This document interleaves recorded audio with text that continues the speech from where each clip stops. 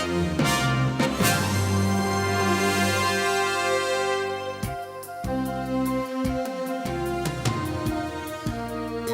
afternoon and welcome to the City Club of Portland's Friday Forum, Oregon's premier public affairs forum. I'm Jim Zarin, president of the City Club for the 2008-2009 club year, and I welcome you all. Those of you here at the Governor Hotel and those of you listening on OPB radio or watching on cable television. We're glad you're with us for our program today on this beautiful Friday the 13th of June 2008. Our program today features an interview with Oregon Superintendent of Public Instruction, who will be asked about the challenges and opportunities facing Oregon's education system. Before we begin our program, however, a few announcements. First, in consideration of those sitting next to you here at the Governor Hotel and also our radio and television audiences, if you haven't already, please silence your cell phones and anything that will make noise. Now, everyone in a crowd like this is special, we all know that, but we have three special guests that I'd like to introduce today and have you recognize, and they are from City Club's longtime broadcast partner, OPB Radio. Many of you are familiar with OPB's new Think Out Loud call-in and online radio show on public issues and other matters of public interest that's broadcast at 9 a.m. and 9 p.m., if I got that right, Monday through Friday. It's been on the air since January. Well, today we're pleased to have with us as our special guests Sarah Rothenfletch, the show's producer, and the two on-air personalities, former NPR reporter Emily Harris and her online wizard sidekick David Miller. Sarah, Emily, and David, please stand up and get a City Club welcome. We're glad you're here.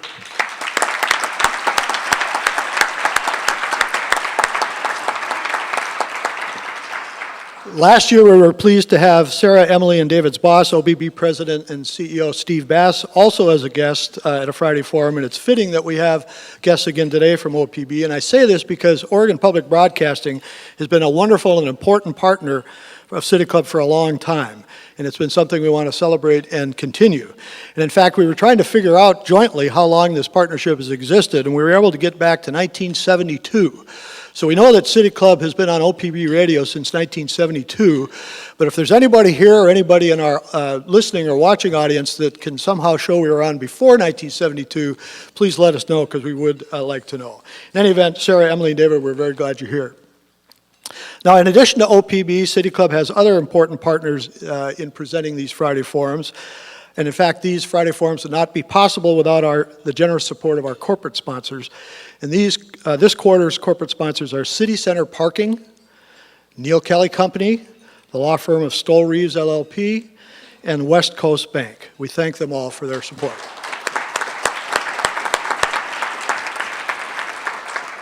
We have two new members of City Club that are with us today, and I'd like to have them stand and be recognized. Bill Harris and Heath Curtis. Stand and be welcome, please. Thank you.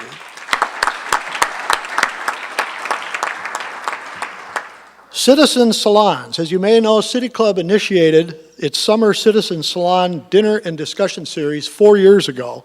At that time, Portland Monthly Magazine dubbed the program the best intellectual salon in the city. This popular series provides a great opportunity for dining and direct dialogue with newsmakers and opinion leaders on topics of real interest, all in the comfort and intimacy of a small group dinner. And it's usually in a City Club member's home.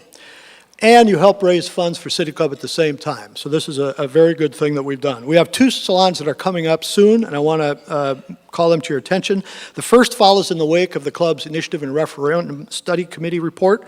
That will address the subject of a referendum on the initiative system, and will feature Attorney General and former Speaker of the House Hardy Myers as the guest provocateur, and I think Steve Novick, who I don't know if he's here today, is also going to attend, so it should make for a lively discussion. That's on June 22nd. Check your bulletin for more information. The second one coming up soon is on the topic of race, the haunting of America, and will feature Tom Spanbauer, author of the book Faraway Places, and that's on June 24th, hosted by Leslie Lewis at the Ace Hotel. Please consider these and other very interesting citizen salons. They're listed in your City Club bulletin. Please know that the club's next long-term study committee report just went to the printer this week, and it's scheduled to be released later next week as part of it will be sent to you as part of the City Club bulletin. And the topic is an important one, Portland's business environment. The title of the study is Enhancing Portland's Business Environment, a Public-Private Enterprise. Now, the club will hold a town hall meeting on this report Wednesday, June 25th at 5:15 at the City Club Commons. And City Club members will vote on the report right here at the Friday Forum on the last Friday of the month, June 27th. Publication of this study report continues the club's 92-year history of producing citizen-based research reports that address important public issues to the benefit of our city, region, and state's body politic. Now, a related announcement is that as voters and citizens, none of us in the room or anywhere know for sure what's going to be on the ballot in November, but City Club is not sitting around waiting to find out before we gear up our ballot measure process. So, the club's research board is now recruiting volunteers to serve on ballot measure study committees heading towards the November election. Now, that commitment takes approximately 8 weeks, 2 months. It begins in late July and will end with a presentation right here at a Friday Forum in September or October. These ballot measure study committees are a great way to get more involved in City Club and in public issues. You'll have a memorable experience. You'll form a lasting bond with other study committee members, I guarantee it. You will make a contribution to the public's well-being, and you will be done in 2 months. So try it, you might like it, and it's a very good thing. If you're interested, contact City Club staff. So now we turn to our program. In 1818, then 75-year-old former U.S. President Thomas Jefferson said, "If the children are untaught, their ignorance and vices will in future life cost us much dearer in their consequences than it would have done in their correction by a good education."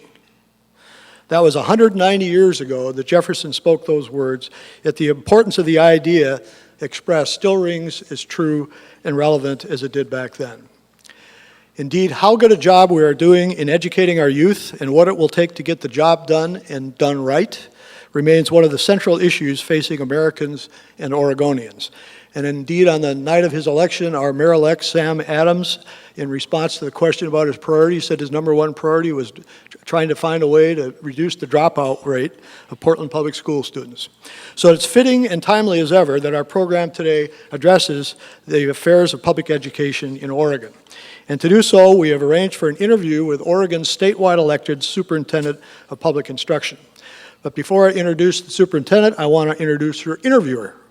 Our interviewer today is Adam Davis. Adam is a partner in Davis Hibbets Midjall, a Portland-based consulting firm that specializes in market, public opinion, and communications research. Since 1977, Adam Davis has been doing both qualitative and quantitative research on people's opinions, beliefs, and values. He's done more than 1,000 studies in the United States and on location in Europe and Japan.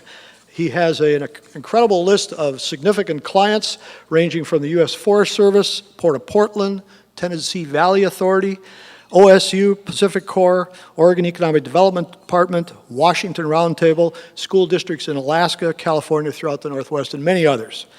He has done interviews of Native Americans in the bush country of Alaska and focus groups of wealthy consumers in New York City and Beverly Hills. I assume you didn't get the questions mixed up, Adam. He assisted the City of Portland's Portland Future Focus planning effort and Metro's Region 2040 process. And he also designed and implemented the important and influential Oregon Values and Beliefs surveys in 1992 and 2002. He holds a BS in political science from Portland State. He's a graduate of the University of Oregon Law School. He's recognized as a national authority on public opinion research design. And to demonstrate how smart he really is, he's been a City Club member since 1996. And we're very pleased and proud that he's a member of our Board of Governors. I also have a couple, in the Don Williams tradition, have a couple unknown facts or known to few people. He's often called Mr. Rogers because he often wears a shirt, tie, and vest and has a Mr. Rogers-like demeanor. Now, you can be the judge of that. Also having done work for all those impressive groups I mentioned, he also did research on the peep show industry in Seattle, and I think the less we know about that, probably the better. And when doing a focus group in Alaska up by the Arctic Circle, I'm told that dinner was a fish pulled frozen from a barrel outside the participant's front door. So Adam, we feel your pain, and we thank you for being a participant in our program today. And now to our superintendent, Our interviewee is a genuine American and Oregon success story. She is the grandchild of Mexican immigrants. Growing up, she saw the challenges her mother faced due to a lack of a formal education. So it's particularly noteworthy then that in her own life, she earned a BA in communications from Oregon State University. After graduating from OSU, she enjoyed a long career as an award-winning television journalist at KVAL-TV in Eugene. In 1997, she became the first Hispanic woman to be elected to the Oregon Legislative Assembly. She served as in the Oregon State Senate until 2002, where she was vice chair of the Senate Education Committee and was an assistant Senate Democratic leader. In 2002, she was elected by Oregonians to a 4-year term as Oregon State Superintendent of Public Instruction, and she began her second term elected to that office in January of 2007. So in her role as elected Superintendent of Public Instruction, she oversees 500,000 students, 500,000 in 1,200 schools, public schools throughout Oregon, a daunting task. In addition to her duties as an elected official, she is a fellow of the American Leadership Forum. She's a board member of a group called Birth to Three, a nationally recognized nonprofit parenting education and support program dedicated to strengthening families. And in 2007, she was named Birth to Three's Champion of Children Award winner. She's also an active member of the Council of Chief State School Officers, and in 2004 was named one of 100 most influential Hispanics in America by Hispanic Business Magazine. Given her early background, our interviewee has always felt a deep commitment to ensuring that all children, regardless of their personal circumstances or struggles, receive a quality education that will give them real opportunities in life. And finally, I'd like to note with respect to her that she appeared in the movie Fire in the Sky. Now, I thought it was about Mount St. Helens, but it's even better. It was about a 1970 UFO incident in Arizona.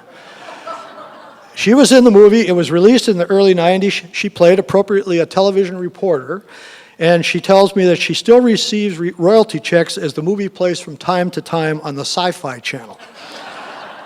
So please give a warm welcome to Oregon Superintendent of Public Instruction, Susan Castillo.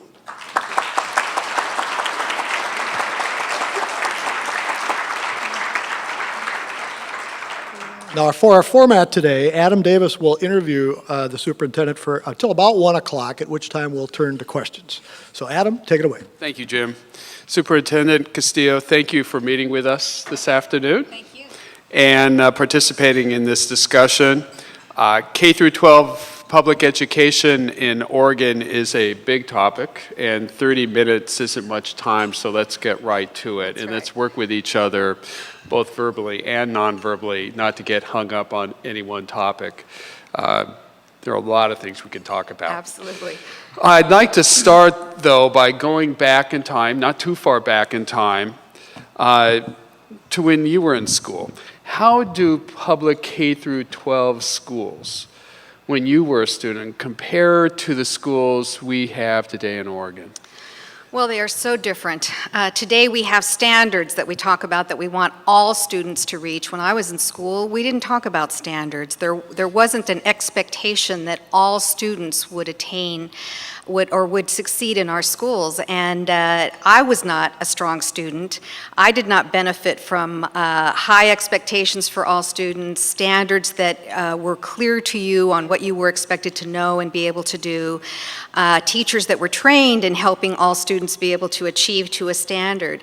So I really struggled in school. There weren't the kinds of interventions that we have today. There wasn't the data that we have for our schools today to help our schools know where students are in their level of achievement, so they can use that information to make adjustments in instruction to help kids be successful. And today we talk about all students reaching our standards and being proficient in their knowledge and skill, and having interventions in place for students, and raising our expectations for all kids in our school, having better data that really shines the light on what's happening on the achievement gap, who needs extra help, where should we be intervening, how should we retarget our resources so that we make sure that we are addressing the needs of our students. So it's very different, and of course the world around our schools and is very, very different today too. Do you have any recollection as to what schools were like then relative to funding? Needless to say, we have funding issues today. Also, the dropout issue. Have things changed at all? Well, I think public education is actually better than it ever has been in our country. And I think, we hear so much about the negative that it's hard for us to put that in perspective. Now, that's not the case in every school, and we all know that. But overall, I think we have been making progress on the dropout rate. As I said, it used to be okay that we always expected there would be a certain percentage, the top third of students, that were going to be the high achievers. Then there were the students in the middle. They didn't do so great, but we knew that, they would probably still be able to go on and get a family wage job, even though they weren't, reaching high levels of achievement. And then we always just assumed there would be this bottom level of kids who would drop out, and, that's the way it was. Today, we don't have that attitude in our schools. Today, it's about all kids. We cannot afford to lose any child in our schools, and we need to work and focus on every single student in our schools and expect great things from every student. So because we're going through tremendous change right now in our schools, we are in a much better place today. We're not where we need to be by any means. We have many, many challenges, but I think we really are making progress on having a more student-focused education system where we don't talk a lot about what needs to change with our students. Instead, we're talking about what needs to change with our systems and what needs to change with the adults that are in our system to better address the needs of all students. Talking about student achievement, what about full-day kindergarten? How important is full-day kindergarten to student achievement? Well, it's absolutely essential, and if you talk to any superintendent or principal that has been implementing full-day kindergarten in their district or in their school, they will tell you what a difference it makes for student achievement, especially since we are raising the rigor of our expectation for all students. By the time they get into college, we keep saying that college begins in kindergarten. Actually, it actually begins in pre-K, but we know that we need to get children off to an early start. We are raising, on your tables, you have a brochure about the Oregon diploma requirements. We're raising the rigor of our expectation for all students. And if we're doing that, we need to start early with getting them on the right track. And we know when we implement full-day kindergarten, our students are much ready for first grade, much better ready for first grade. And for many students that don't have the support before they get to kindergarten, it makes an enormous difference on what's going to happen to them when they enter first grade. So my hope is in the next legislative session that we will accomplish full-day kindergarten for our state. So bottom line, we should have full-day kindergarten for all Oregon students. Absolutely. Okay. And can we have it, though? Can we have it without charging for tuition? Absolutely. All we need to do is change the formula. The school funding formula right now pays for half-day kindergarten, and we need to change the formula so that any school district that wants to offer full-day kindergarten can get funding for full-day kindergarten from the school funding formula. It's an outdated formula. We know we need to change it, and hopefully when the legislature takes up this issue in the next session, we will see a change to the formula so that it won't be a mandate that people have to offer full-day kindergarten, but districts that want to do it will be able to have the funding to support those programs. So being prepared for school is important. Absolutely. You mentioned pre-K and early childhood. How do you feel about making those also something that should be available to every Oregon student? Ideally, that's exactly what we should be doing. Universal pre-K for children, supported then by full-day kindergarten, and then we really do need to take a look at what we're doing with first, second, third grade, maybe addressing class size there, the extra supports that those children are going to need along the way. We really do need to have an early learning agenda for our state, and I think it's time for us to really start getting serious about that. We went through a horrible time in this last recession where our schools were facing tremendous challenges and cuts. Well, we have turned a corner, and this is the first year in many years that our schools finally have a reinvestment in education in our state. And so this school year, our schools were able to bring back some programs, offer more full-day kindergarten, focus more on literacy, additional supports for students who are struggling, address class size. They were able to do a number of things that we haven't been able to do because of the funding challenges that we've had in our state. So we are now reinvesting in education, and I think it's time for us now to start talking about how do we build the education system that we know we need for the 21st century and get out of that mindset of what we can't do and start talking about what we need to do and what we can do if we really put our minds to it and have good planning in place and have a sharp focus based on good research about where we need to invest. Do you feel the legislature shares that passion with I you? think many legislators do, and I look forward to what's going to happen in the next legislative session because I fully expect that we will continue the reinvestment unless, of course, this latest economic situation takes a downturn, but hopefully it won't. And we have put some things in place to help buffer that if it does happen. We now have a rainy day fund and a little cushion there in case things do happen to our state budget, thank goodness. But we fully expect for the reinvestment in K through 12 to continue. When I say middle school education, Susan, what comes immediately to mind for you? The National Teacher of the Year, Michael Geisen. He's a 7th grade science teacher in Prineville. He's at Crook County Middle School. He is an amazing teacher. We should be very, very proud that we have him representing all teachers in this country this year. He is the National Teacher of the Year. It's incredibly exciting. So I think of him, and I think of all the other amazing teachers that we have that are doing great work at the middle school. We've been doing a lot of work on middle school, knowing that in the past, we didn't focus enough in the middle grades. It was sort of almost like a holding pattern or something before kids got into high school.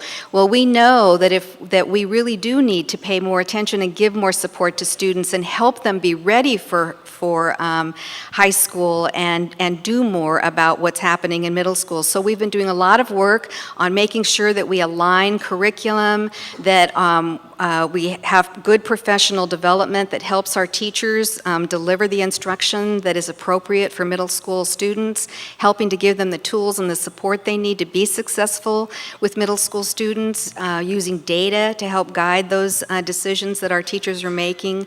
And so as a result, we have been seeing our test scores at the 8th grade take a bump up. And hopefully we're going to see that again when we take a look at what's happened this school year as well. So let's be specific and talk about measurable outcomes. What measurable outcomes would you expect from any reform action plan you have for middle schools?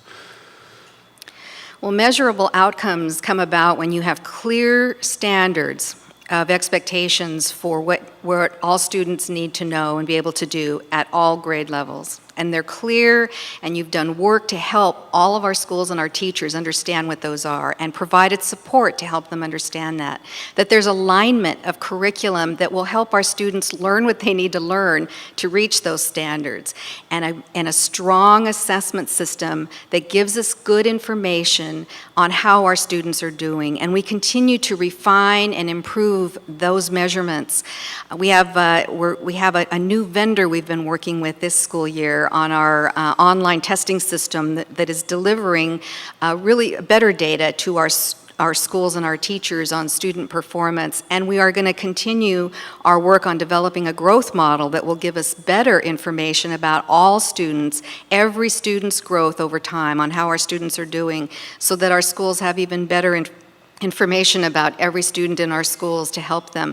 So it's having clear expectations, clear standards, making sure that we have high quality content, high quality instruction, a good way of measuring how our students are doing, and supports to address what interventions and support our students need to help them get to those standards. Will the state provide directives or incentives to get there? Absolutely. Well, we're working on that with the new diploma requirements. Right now, we're doing a lot of analysis on what it's going to take to get our students to this higher level of rigor.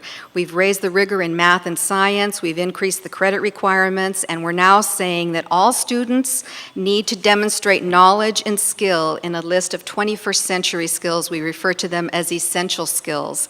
And so with that, we're doing analysis with many people across the state. What is it going to take to have a successful implementation of these new diploma requirements? Because what we've done for the first time ever is we have said we expect this for every student in the state of Oregon. We have raised our expectations of what we expect for our students.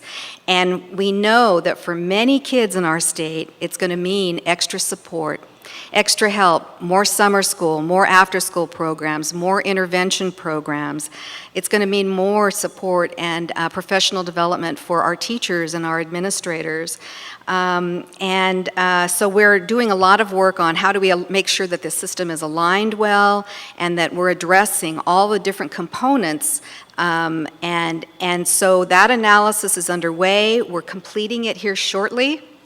And then we will be making recommendations to the legislative session, to the legislators, and to the governor, and to probably some of our foundations in our state, asking for some targeted investments to help us with what needs to happen for a successful implementation of the new diploma requirements. Let's move to high schools. And let's move to high school graduation rates.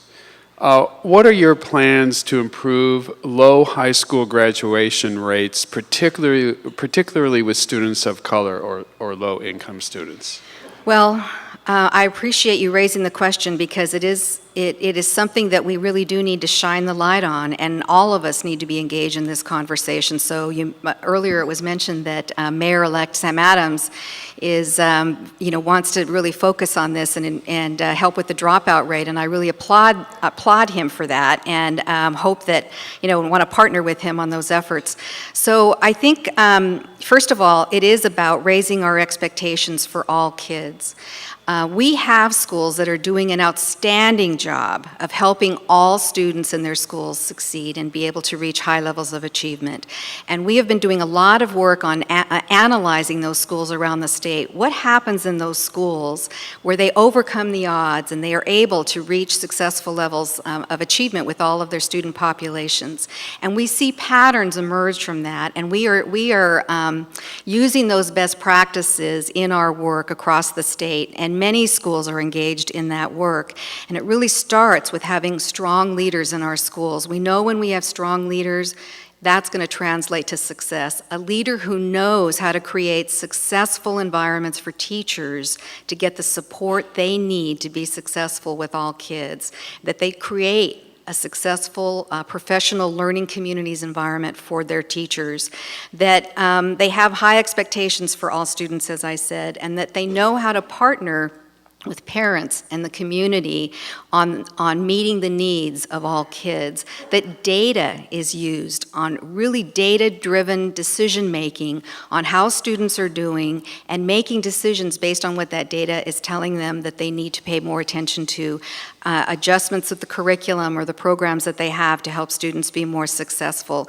And I guess I would say also just being very, very focused on what it is you're trying to achieve and what your school needs to achieve, and being very targeted in the decisions that you make about how you're using the resources that you have, and making different decisions about how you're going to use the resources in your school or in your district to address the needs of students.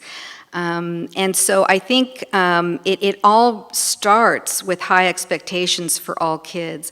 With the new diploma requirements, actually it's a mandate starting now, all students are required to have an individual plan in high school and a resume, and working with someone in the school, an adult in the school, and hopefully with their families on helping students create goals for themselves and making a plan for how they're going to reach their goals and keeping track of their progress in school. One of the top reasons that kids tell us that they drop out of school is because they get behind in credits and they feel like they can't catch up and they just give up.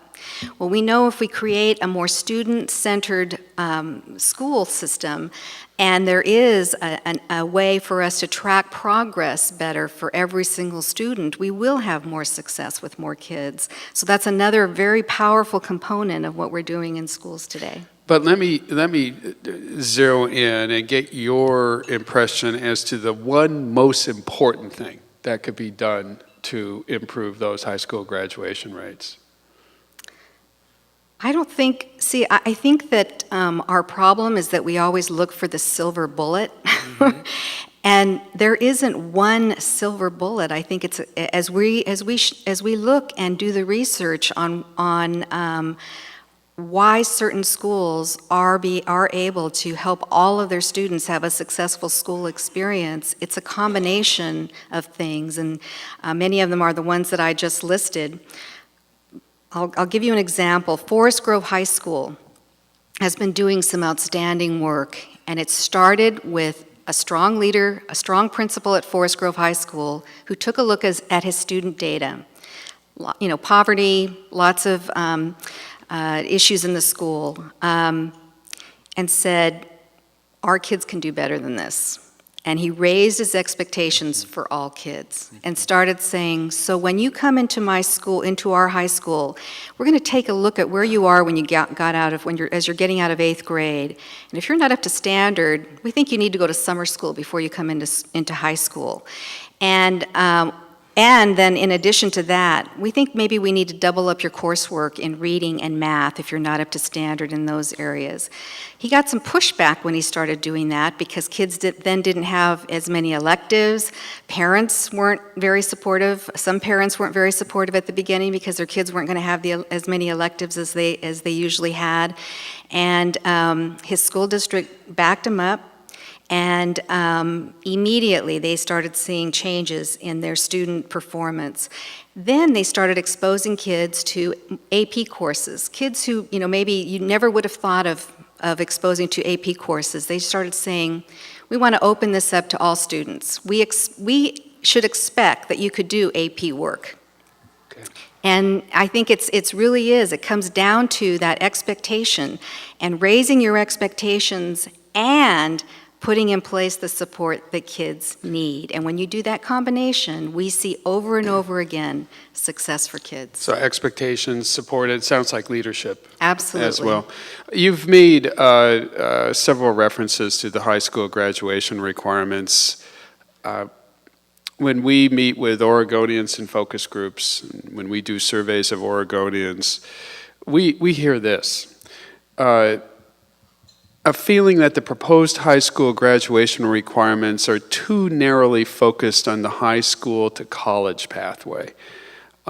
What are they getting at, and what's your response? I think we need to do a lot of work in helping the public understand that today the skill level required, whether you're going on to college or into the workplace, is really the same. Mm-hmm. We're hearing from employers that we're sending them students who aren't equipped for the workplace. We hear from the university system that we're sending them students that aren't equipped for college, success in college, and they have to offer a lot of remediation courses to students.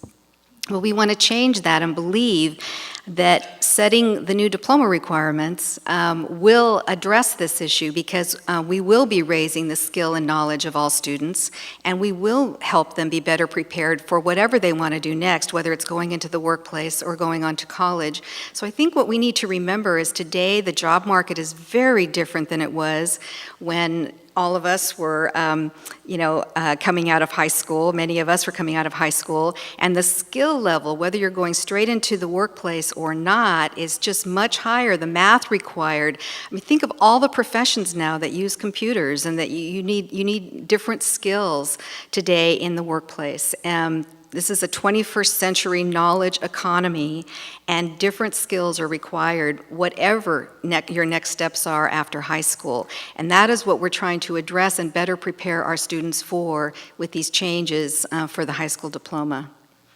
There are also Oregonians who feel we can't even get our high school students to meet current requirements, much less more rigorous ones. What's your response to to that. They're absolutely right. And so if we're going to do this, if we're going to say all students, Right. then we need to make sure that we have the interventions in place to help all students get there. They're right. Today, our current requirements today aren't about all kids. We say they are, but we really don't have requirements in place that really get at that.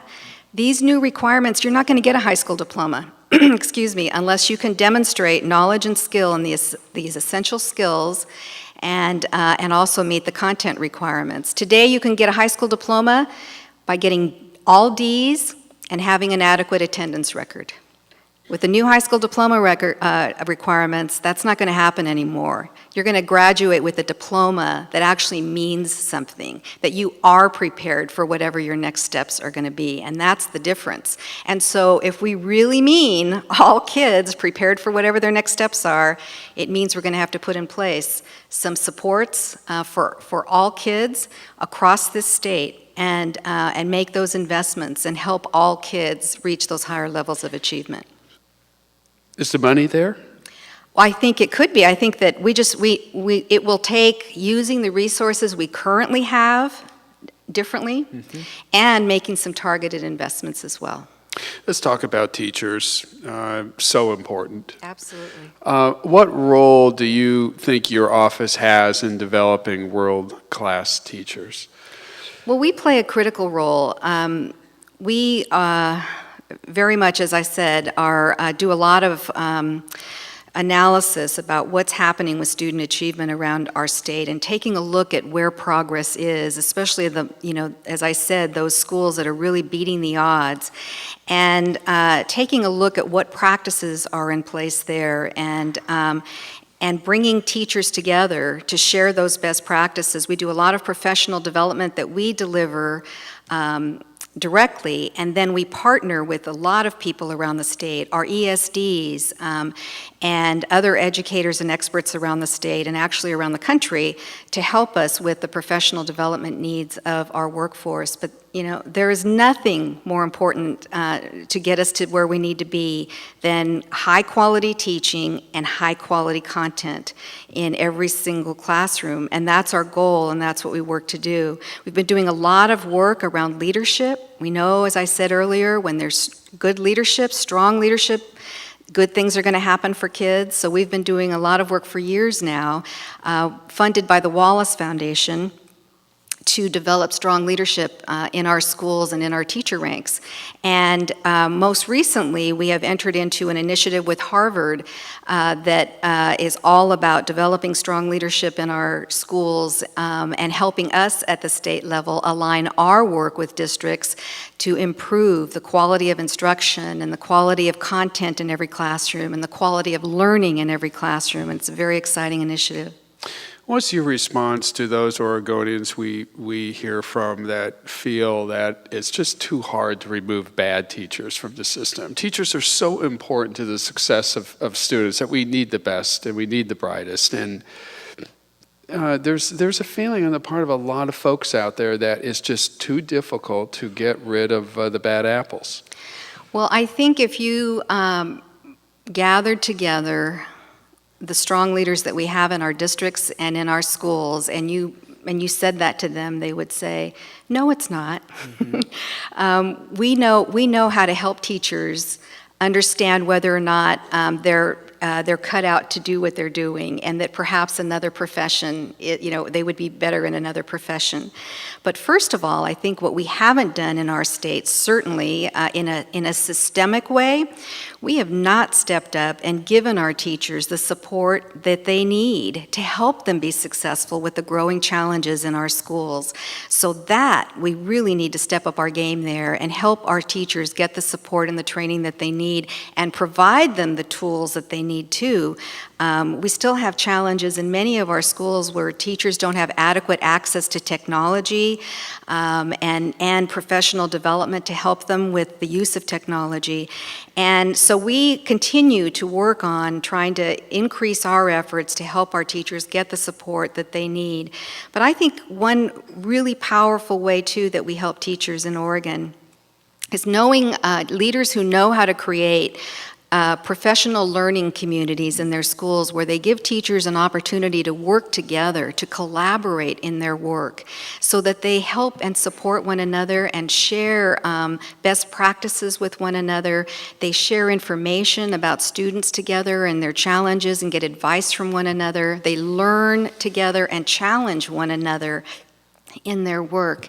And when you have that kind of learning environment for our teachers, it is so powerful, and you empower teachers to have the confidence and the skill and the knowledge that they need to be effective with all students. And then, of course, helping them gain access to high-quality curriculum and materials and tools that they need too. So I think, we hear there's all those anecdotes out there about, you can't get rid of bad teachers. Well, I think that I think if we're going to focus on that, it really prevents us. If we're going to focus on we don't want any ineffective teachers in any classroom in our state. Let me say that. And we work very, very hard to try to help all teachers be successful. I think people go into teaching because they want to make a difference to help students. And sometimes people are not as effective. And the other thing we haven't done in our state, which we're now finally doing, is supporting new teachers. So many new teachers leave after the first few years because they don't get the support that they need, because it's such a challenging job. Well, the legislature did give us some money in the last legislative session to help us implement a mentoring program in our state, and we're now doing that.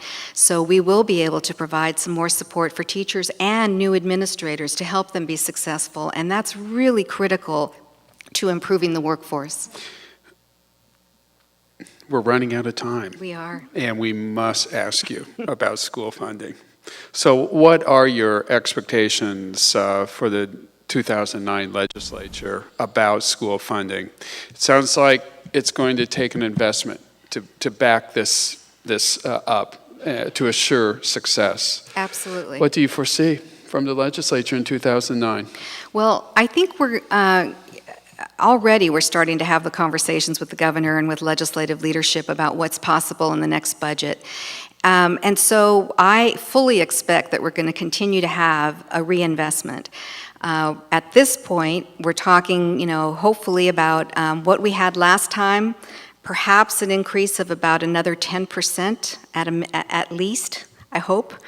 And so we're talking about that now and really needing to continue the reinvestment, because I think people forget that in that last recession that hit our state so hard, remember we were in Doonesbury during the last recession because of what we had done with our budget cuts in our schools. We really had put ourselves in a terrible hole on school funding. Well, we're now starting to dig out of that hole, and we made some progress on that in this last legislative session. Remember, this is the first year that we've had a reinvestment in schools in many, many years, and I fully expect that when we start seeing the data from this school year, that we're going to see a positive impact on that as a result of that reinvestment. So I think we just need to all work together on how we continue that investment in our schools and help our teachers and our students get what they need so that we can move forward. Very good. My final question for you, Superintendent Castillo, is this. What is your response to those 30-40% of Oregonians who feel the schools already have enough money, that they just need to do a better job using the money they have? Well, I guess what I would say is that we need to do a better job of telling our story, of helping people understand what the current level of funding pays for, how it's used. We have been working on transparency a lot and partnering with the Chalkboard Project folks on that. They've been enormously helpful on helping us with that. We know it's important for us to be more transparent about how we use every single dollar that taxpayers give us, and that because they want to make sure that we are making good decisions with that money and that we're using it in the best possible way to create success for every student. So I think we need to step up our efforts in helping to connect with taxpayers about what we do with the dollars they already give us, and then help them see that, as we continue to do analysis on that was done earlier by the Quality Education Commission, which brought together a lot of certified smart folks who did a lot of great work analyzing what it takes to get, well, at that point, it was 90% or 95% of our kids to our standards. We have now raised the standards. That analysis continues to tell us that we're not where we need to be. And so, we understand that people want us to, be accountable, and we are working very, very hard. We are making changes in things that we're doing with the money that we have. We're trying to implement better business practices. So, continue to hold us accountable. We're working hard at it. We're ready to listen to any new ideas that come along to help us be more accountable, but we continue to need that reinvestment. Susan, thank you. Thank you. Very much. Thank you.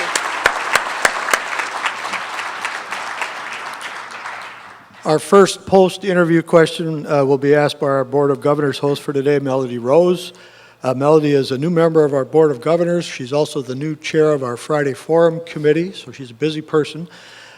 In her other life, she is a chair of the Division of Political Science at Portland State. Melody. Thank you, Jim, and thank you very much, Superintendent, for being with us today. I ask my question from the standpoint of a parent. Of those 500,000 children that you have in public schools right now, 4 are mine. So I have a keen interest in this topic, as you understand. So one of the things I hear often from parents in the system is around the compensation model for teachers. And I think there's a great deal of support among parents for compensating teachers adequately and being very respectful of the gift that they give our children. What I'd like to know from you is what your feeling is about structures around merit pay and whether you see the opportunity for any reform in terms of compensation models. I think that the conversation about merit pay is a very important one, and I think that having that conversation in our state and seeing if we could make progress on how we better compensate teachers is a great conversation for us to have. I will say, as I said, there are no silver, we always look for silver bullets. I don't know that we have research in our country, across this country, on even places where they are doing merit pay, that has shown that it has led to better student performance. We want to make sure that we're making decisions that are based on good research and good practices. So, I think for us to look at what's happening in other places and learn by the lessons that are being learned in other places that are experimenting with merit pay is absolutely an important thing for us to do. I am concerned that there may be a ballot measure on merit pay, which, I don't think is the way that we want to go about making decisions about how we would structure teacher compensation in our state. I would not be supportive of that as a way of how we would be going about making those decisions. But I think together we need to have that conversation and be supportive, and that it should be done in partnership with teachers. I think what we want is to help teachers understand that we want to help them and support them, and that this isn't about being punitive with teachers. And in fact, oftentimes we talk about taking a look at school performance rather than teacher performance as a way of better getting at creating some better support for what happens in our schools. So, but having a ballot measure as a way to address it, I just don't think that that's the way we want to go in our state. At least that's not what I would want to see. We're now going to turn to questions from the floor. Asking questions from the floor at Friday Forums is a privilege of City Club membership. Please try to keep your question to 30 seconds or less. It ends in a question mark, and I have to tell you, if you don't end it in a question mark in a timely manner, I use the dreaded City Club President's question mark card, which is the legacy passed down from Don Williams and others, and you don't want to endure this. So, go ahead, please. Chris Allman, City Club member. You've talked a lot about data-driven decision-making, and businesses love it. Unfortunately, this past weekend, we saw data from the small schools that showed no improvement in test scores. And at the same time, the Economic Policy Institute shows that around 30% of kids who get to college and are poor with high test scores graduate from college. And that's about the same score as high-income kids who go on to college with low test scores. In the meantime, we have a lot more working poor, ELL, forced capping at 11% for special ed. College wages are stagnating and dropping. What kind of measurable outcomes and transparency would you recommend for businesses in regards to the corporate taxes paid to support the quality education model and the kind of jobs that are created by corporations who receive tax breaks? Well, the corporate minimum continues to be on the table for discussion in our legislature. I think it's going to be another hot topic in the next legislative session. I think the governor has already started talking about it. So I think it's going to be back for us to take a look at. I know that we, on the kicker, the corporate kicker, as you know, we use that for our budget to help us. And I think that was a very good decision, a very helpful decision in our state. And actually, we had the support of business to do that. So you raise a very good question. I think we need to continue to take a look at the corporate minimum to help us get the resources that we need to help support important programs, including helping children be healthy and successful in school. Mike Mahalik, City Club member and parent of a high school student who's in the back of the room today. He gave me this question to ask since he's not a member yet. How come there is a larger focus on bringing underperforming children to the average level than there is a focus on challenging students that are exceed academically? In other words, the way I would have said it is, why the focus on bringing the kids at the lower end of the measurement cycle up to the middle, but ignoring the students who are not being challenged in schools today? Well, our goal is to help every student reach their full potential. We do focus a lot about closing the academic achievement gap and helping all children have a successful school experience. So just because we focus on helping all kids be successful doesn't mean that we don't care about the high-end achievers. We want everybody to continue to grow and be challenged. In the state report card, the data that we look at as we're putting together our state report card, growth on a student achievement at all levels is a part of that formula on how we grade, how those grades come out for our schools. In the new growth model that we're developing, it will provide us with better data to help all students, and the students on the high end, I think, will be helped by that as well because we want to see growth for all students, and that will give us better information about that, and that should be very, very helpful. But we haven't been funding programs for talented and gifted students in our schools. It was cut when we had that last bad recession, and we just started getting a reinvestment. The last legislature did give us a little bit of money to do some work around that at the state level, but we need to continue to reinvest in those programs to help make sure that we are meeting the needs of all kids. Absolutely. Dana Haynes, City Club member. The Certificate of Initial Mastery, or the SIM, is dead and gone. Some say it was a flawed mechanism, but others say it met unlimited lack of leadership and buy-in from K-12 schools, Oregon University system, the business community, and the legislature. What mechanism will the Department of Education implement to make sure that the new graduation requirements don't go the way of the SIM? Thank you for that question. Well, the SIM and the CAM, those controversial acronyms that we got to know so well in our state, that really actually represented very good work, but were misunderstood and became so controversial. They weren't mandatory. They didn't have meaning for our students. When I would travel around the state, kids would say, "So what's with the SIM and the CAM? Nobody cares about it. Universities don't ask me about it. Employers don't ask me about it. Yet you want me to do this extra work to get a SIM and a CAM. What's that about?" They all care about getting a high school diploma. we are refocusing on what really matters, and we know this matters to all kids, and raising the rigor of what it takes to get the high school diploma. So that's a huge difference on the significance and the meaning for kids and families and for all of us, on refocusing the work there so that it has meaning for all of our students. And then, SIM and CAM were never adequately supported. So thus, our our comprehensive efforts to do this analysis about what it's going to take to have a successful implementation. Kurt Wavering, the Gates Foundation 4 years ago put some money into 3 Portland high schools to do smaller schools within schools. And the newspapers have been reporting that basically it's not being successful. What do we have to learn from that? Was it just an oversimplification of one variable, or what's your sense of the Gates Foundation work here? Well, I think the Small Schools Initiative, in some sense, is getting a bad rap here because, as I said earlier, we all look for the silver bullet. Changing the structure of a school alone is not enough to make a difference on student performance. It's changing the structure and then putting in place all the other changes that need to go along with that. And many of those schools, are hard at work trying to address all of those other issues that need to go along with the change in the structure. So some have been more successful at that change than others.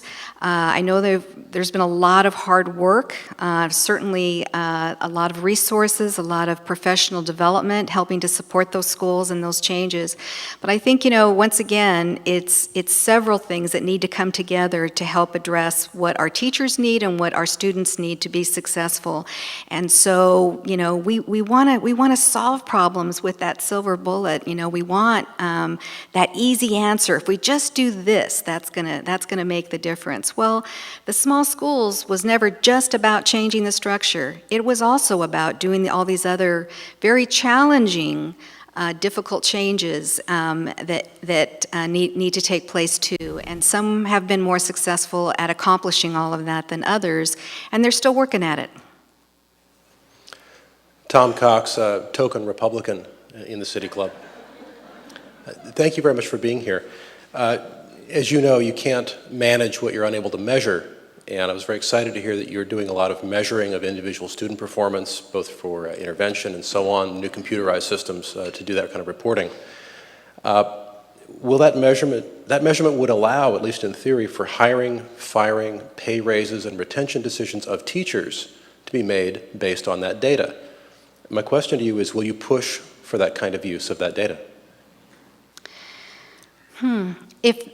I just don't see that. I think as we look at that, we don't see that as the way to get at raising student achievement. There is no research that tells you that if you do that, you're going to end up helping kids be more successful. We know what's going to help children be successful. Our state just needs to step up and do it. And it is about helping children who are struggling get the added support that they need to reach the levels of achievement that we say we want them to reach, and helping our teachers get the skills and the support and the tools they need to be successful, and having strong leaders who know how to accomplish that in their schools and in their districts, and we're all working on that. And I think, and having high rigorous curriculum and content in every classroom to help students and create conditions for our students to be engaged learners, and having multiple ways that we measure how our students are doing, not just one multiple choice test